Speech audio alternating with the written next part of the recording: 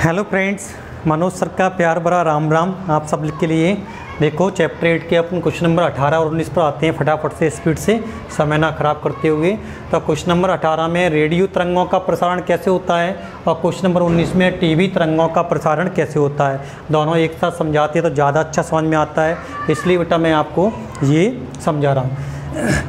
Radio तरंगों के प्रसारण की बात करते हैं और टीवी तरंगों के प्रसारण की बात करते हैं, दोनों के प्रसारण कैसे होते हैं देखेंगे बेटा। सबसे पहली बात मैं आपको ये समझाता हूँ कि रेडियो तरंगों की जो आवृत्ति होती है लगभग 50 मेगाहर्ट्ज़ तक होती है। कितना? 50 मेगाहर्ट्ज़ तक इसकी जो आवृत्ति होती है, आवृत्ति फ्रिक्वेंसी वो 50 मेगाहर्ट्ज़ तक होती है।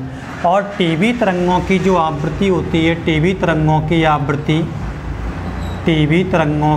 आवृत्ति वो लगभग बेटा 100 मेगाहर्ट्ज़ से 200 मेगाहर्ट्ज़ तक होती है। 200 मेगाहर्ट्ज़ तक होती है।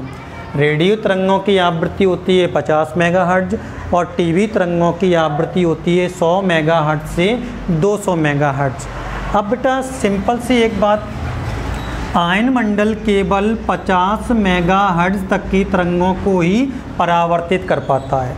आयन मंडल केवल 50 मेगाहर्ट्ज़ तक की तरंगों को ही परावर्तित कर पाता है। तो यहाँ से साफ साफ दिख रहा है कि रेडियो तरंगों का प्रसारण तो आयन मंडल से हो जाएगा, क्योंकि आयन मंडल 50 मेगाहर्ट्ज़ तक की तरंगों को परावर्तित करता है।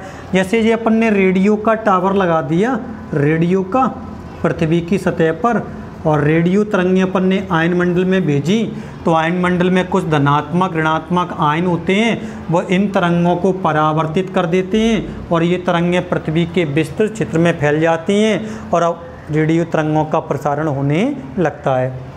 तो मैंने आपको क्या समझाया कि रेडियो तरंगों का प्रसारण तो आयन मंडल से हो जाता है, क्योंकि रेडियो तरंगों की आवृत्ति 50 मेगाहर्ट्ज़ होती है और हमारा आयन मंडल 50 मेगाहर्ट्ज़ तक की तरंगों को परावर्तित कर देता है। जैसे 48 मेगाहर्ट्ज़ हैं या 45 मेगाहर्ट्ज़ हैं, उन सबको परावर्तित कर देगा। लेकिन जैसे ही 50 से ऊपर आवृत्ति निकलेगी, 55 मेगाहर्ट्ज़, 56 मेगाहर्ट्ज़, उनको हमारा आयन मंडल परावर्तित नहीं कर पाता। अब टीवी तरंगों की आवृत्ति तो आप देख ही रहे हो कितनी है, 100 मेगाहर्ट्ज़ से 200 मेगाहर्ट्ज़।